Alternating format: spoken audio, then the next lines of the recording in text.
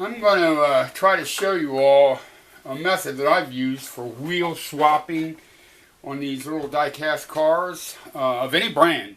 Hot Wheels, Auto World, Johnny Lightning, Greenlight, Mem2, whatever. My method seems to work with anyone, any brand.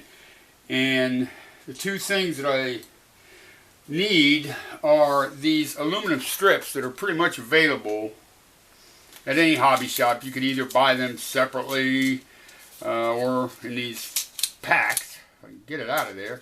Cut them down to your desired length that you need. And I always bought the two different diameter sizes. I don't really recall the size of the larger, but this one on the package, it says 1/16 by 0.014. Whatever that means, okay. But the best method that I found for cutting them is to take a utility knife and a sharp blade and just kind of hold your knife in place and just kind of roll it along like this, and it'll cut through and leave you a nice clean cut there. And it works out really well for me that way.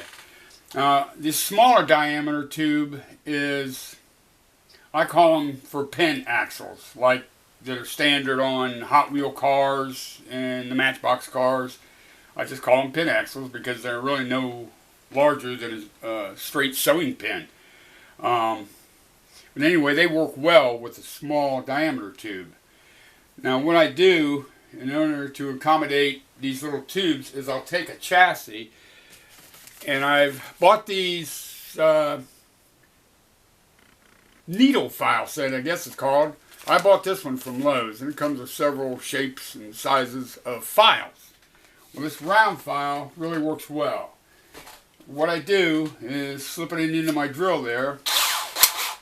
I'm going to use this plastic chassis because it works a little faster.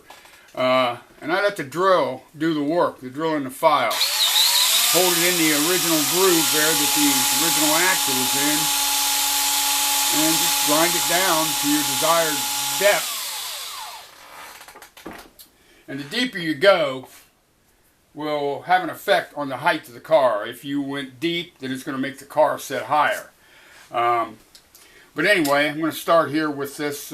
These are pressed on wheels, like on Greenlights, like on Auto Worlds, and some Johnny Lightnings, and M2s. I'll show you in a minute the little custom screwdrivers I designed to get these off without damaging them. But anyway, this is a larger size diameter of the aluminum tube. So after you've got your groove into your chassis, cement it in there with JB Weld, JB Quick, super glue, whatever. It's got to be real careful with super glue. And once that's dried and in place, these pressed on wheels and axles will slide right in there and roll very freely, just like that.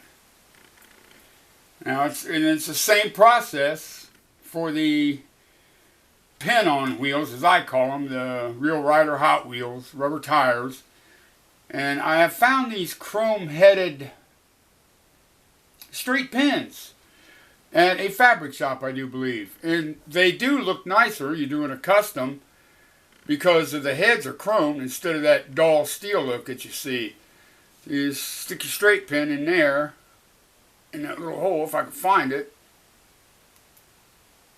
And again, for the smaller diameter aluminum tube here, of course, you got to cut all your cutting and measuring for your desired lengths on these things, and get your straight pin in there, and it rolls freely as well as the pressed-on tires do with the larger diameter tube.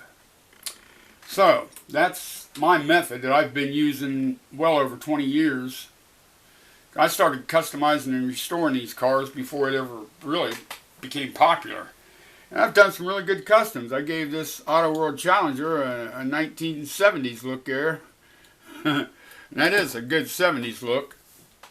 And I've also gave this 80s Camaro. This was a Hot Wheels casting. And I used M2 press-on tires and wheels with a larger diameter strip, which gives you a good 80s look on that good-looking Camaro. Now, would you guess what brand the 69 Chevelle is here? That's a Hot Wheels casting. I believe I got that for a nickel at a thrift store. I don't think there was any paint left on it. I painted it Hugger orange, gave it some decal, and stuck some green light wheels on there, press-on wheels, with the larger diameter aluminum tube there.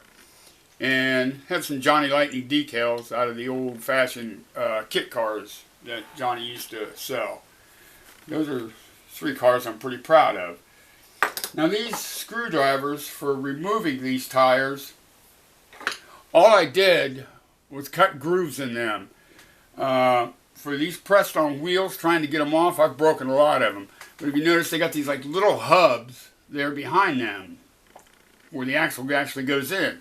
And I cut this kind of wide on this bigger screwdriver to get in there and place it right around the hub and just gently work the tire loose. And once you get it out there far enough that you can actually get this smaller screwdriver with a smaller groove, get that over the axle like that, and you're actually behind the hub, then it pries off all the way and you have done no damage to your wheel there. So that's the way I do it. But these standard Hot Wheels plastic wheels on these cars and matchboxes, I call them pin axles because, like I said, they are the same size as a straight pin. And these pressed on wheels, like on the higher end brands, are what I use the larger diameter tube to accept on just about any brand. But and right there is how I get them in there and pry these wheels loose if I can hold on to it enough. Get it in there and just kind of work it sideways like that till you get it out far enough. And you get in behind there and actually get on the axle and behind the hub and pry it right off. And that's the way I've done that for many, many years with least problems that you can imagine. And like I say, that file in the drill there, let the tools do the work and save a little wear and tear on your fingers. But it does work on the metal chassis as well as it does the plastics. It just takes a little longer. And I've come across a few of them though. It was really tight and they came close to hitting the wall at about 110 miles an hour. So listen, my fellow collectors, I hope that helps some of you guys out that's trying to do some of this stuff and having problems with it. And like I say, that aluminum tube is available at any hobby shop. I've seen it at Hobby Lobby. And I'm sorry I don't know the exact sizes and everything. Just kind of have to eyeball it. But give it a shot. And I hope it comes out well for you. Take care, guys.